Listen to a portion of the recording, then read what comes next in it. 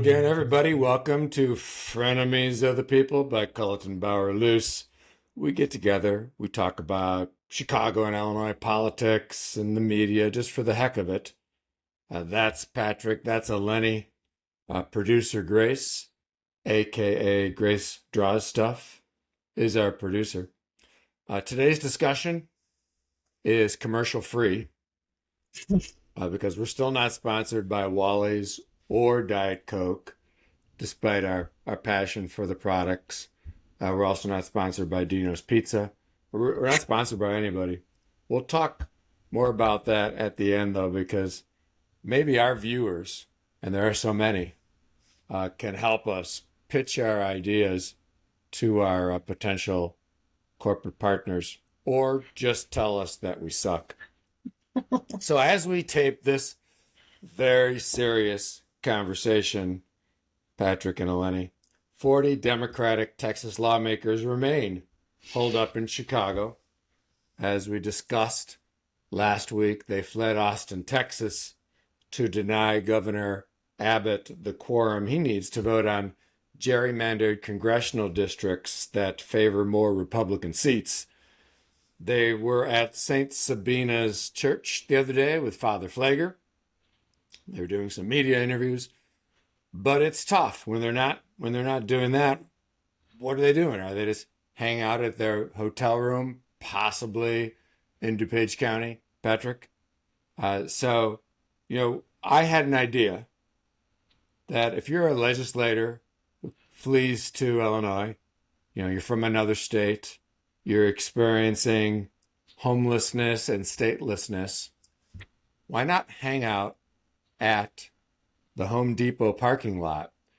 And then, like, if Speaker Welch or Senator Harmon or the mayor need an extra vote to pass something, you could just get sort of a legislator day labor and get that extra vote needed to pass some great legislation. What do you guys think?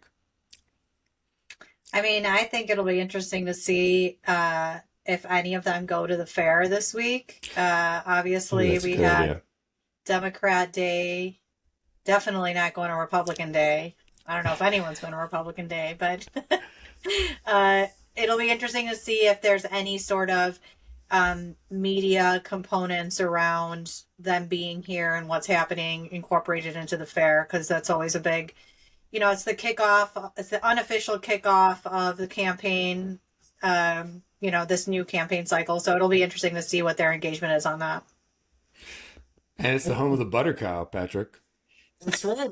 I do like your idea, Dennis. I think this past session there were some challenges getting legislation over the finish line down there in the Capitol. So if there's expertise on the run, I think we should tap into that, get some good ideas, flowing. What these big corporate sponsored events that take place at tawny hotels across America. Turns out the legislators just need to flee, and we could host those at a Best Western or a Hyatt Place in Carroll Stream or Addison, hint hint, where folks are just looking to hang out, eating some pizza. So I think you're onto something there. It's got to be tough. I mean, sitting around the hotel room watching Jeopardy. Anyway, shocking news. We buried the lead here.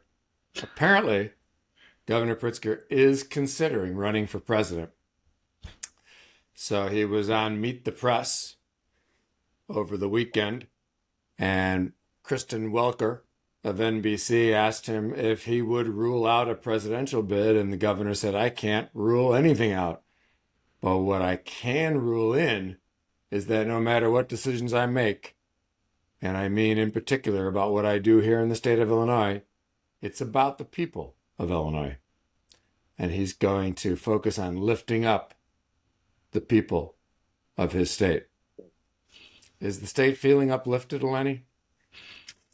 I mean, I think no one is surprised by these comments. Obviously, this has been the worst kept secret in the state of Illinois that the governor is considering a run. And actually, in Rich Miller's Capital Facts today, he also said that he was surprised that no one has actually asked him directly this question before. I think time will tell right now, but I don't think anybody should. It got a lot of fanfare. Media scooped it up, of course, because it's new comments that he's saying, but I don't think anyone's truly surprised to hear it. And interestingly, Patrick, Kristen Welker, who has a very disarming but hard hitting interviewing style, did tell the governor that the way the maps are done in Illinois routinely gets an F from the public interest group Common Cause, the allegedly nonpartisan government watchdog. And I'm allegedly an Olympic athlete, but that's neither here nor there. Yeah, I mean, what I find the two stories that we just talked about are so intertwined.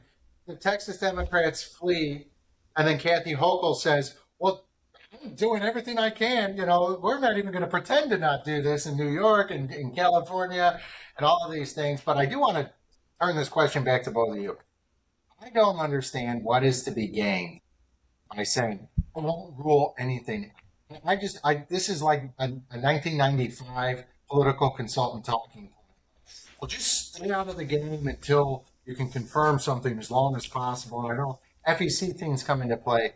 I just think it makes you look ridiculous. I know he's got this next election in front of him, but it's like you're not being truthful with the people. Oh, you can't rule anything out? Are you kidding? Well, I mean, he is very good politically at what him and his team do, and I think they don't want to take any chances. And whatever happens in the next 6 months to a year is going to dictate whether he chooses to take that leap. And so I think they're just, also it always helps to keep the name in the mix. Not that his name's being kept out of the mix, but a little, in my opinion, harmless plug like what happened yesterday literally ignited 24 hours of straight news on it, and it does no harm to him whatsoever. Dennis, I'm curious your thought because we talked about this. Authenticity being the hallmark of the Trump effect in politics. And we talked about how people are learning the wrong lessons from Trump or this. Do you think that answer he provided on Meet the Press makes him look authentic or makes him look like a calculating billionaire, plutocrat, bureaucrat, political consultant? I mean, he's a good communicator and he stays on message, but I think he does. I don't know if I want to be quite as sarcastic as you, but he definitely comes across as using an old school approach of staying on message. And, another approach could have been, hell yeah, I'm running. First, I'm going to get reelected governor, and then I'm going to get out there and I'm going to run against Donald Trump. But he decided to take a little bit more of the old school approach. And there may be some other things that he and his campaign, to Lenny's point, have sequenced that it served him better to show a little leg. So speaking of love and lost favorability, it's better to have loved and lost than to never have loved at all. Is that the phrase? Anyway, people of Illinois used to be in love with Governor Pritzker. They still really like him. But according to a new poll from a right-wing group, the Illinois Policy Institute, the governor's unfavorables have increased. It's a little bit complicated math, and we said there'd be no math on this exam, but according to the State Journal Register down there in Springfield, asked whether respondents had a favorable or unfavorable opinion of Governor Pritzker, 43% said they were strongly unfavorable, followed by 34% who were strongly favorable. What's your take, Patrick? No, I think it's something we discussed too. The longer you stay an elected official, your favorables tend to go down as state government and things happen to you, and just time in office, people generally don't you're not a fine wine. You don't age that well on the shelf. But the potential to be underwater, so. I think he's also proven he can win re-election and win an election with the strategy of getting a ton of votes up north and being deeply unpopular the further south you go. I recall from client survey we commissioned in Southern Illinois a couple of years ago. South of I-80, he was basically at favorability as a net underwater negative 26-27%. So it's the tale of the two states and where you're pulling the votes from. But the longer you stay in office, is something you as a former press secretary know. Things happen to you, and something very unpopular could happen to you. Now, Lenny is part of that. That's the part of the state where, to the extent that there is a Republican day, they're talking about seceding from Illinois still. Yeah. So, I mean, I think the fact that we got through COVID, meaning we went through COVID and the governor was still able to maintain the numbers that he did, is just telling, in my opinion, of what he's capable of doing. And so I think, it's Republican Day, and in this week in Springfield at the state fair, and who is going to challenge him, and that's where Republicans have to decide what makes sense, not just from like a political standpoint, but also from a resource standpoint. It's being the minority party in the state is hard, and they have to figure out what races they have a good chance of winning to invest there.